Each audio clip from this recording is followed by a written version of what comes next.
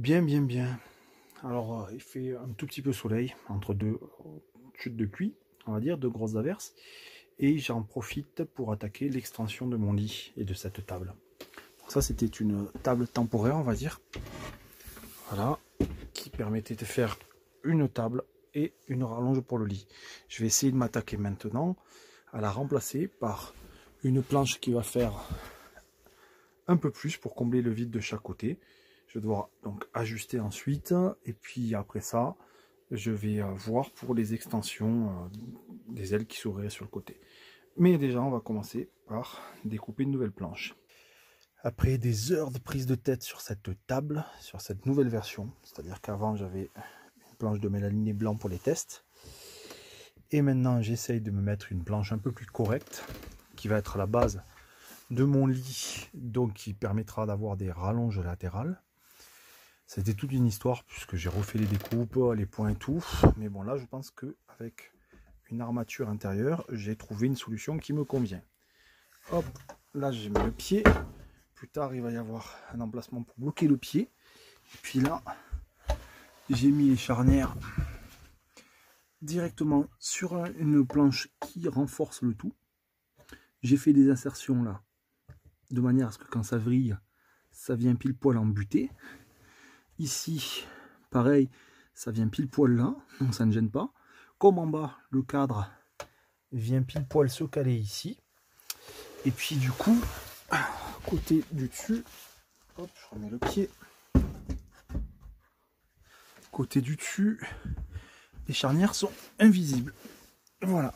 Par contre, on a une planche qui est un poil plus haut, mais les charnières sont invisibles.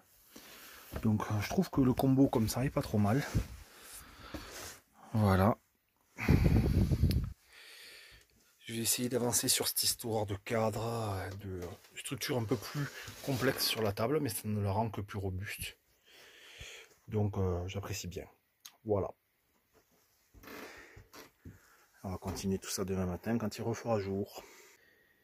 Et voilà ma table dans sa deuxième version.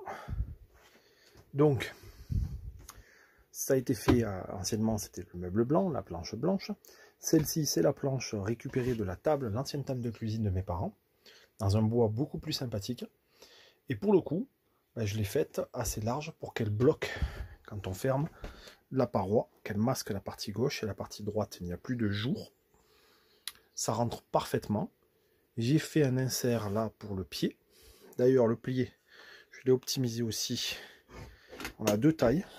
Hop. Voilà, je joue avec une... Hop là. On va montrer ça sans faire de bêtises, si possible. Hop là. Le pied, j'ai fait un système de charnière, ce qui me permet d'avoir deux hauteurs. Voilà. Plus court ou plus long. Et pour ce qui est de son fonctionnement, j'ai fait un déport. J'ai fait un tasseau déporté ici, là. Donc ça ne vient pas se prendre sur le tasseau de derrière, ça vient se prendre sur le tasseau déporté. Avec des insertions pour la rotation.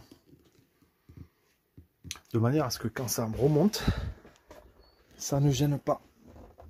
Hop. Voilà, là on le voit. L'insertion. Hop. Donc voilà, c'est une deuxième variante de ma table. Bon, ça a bougé en roulant. Hop. C'est une deuxième variante de ma table. Je vais remettre le pied. Et il est prévu que la prochaine optimisation... Hop là. Tac. On y est. Voilà, donc la prochaine optimisation, ça va être des systèmes pour rallonger sur les côtés et enfin avoir la fonction rallonge de lit. Pour l'instant, ça sert essentiellement à la table et les fixations. Alors ça, c'est les anciens trous que je ne peux pas trop masquer. Voilà. Et les nouveaux sont là au fond.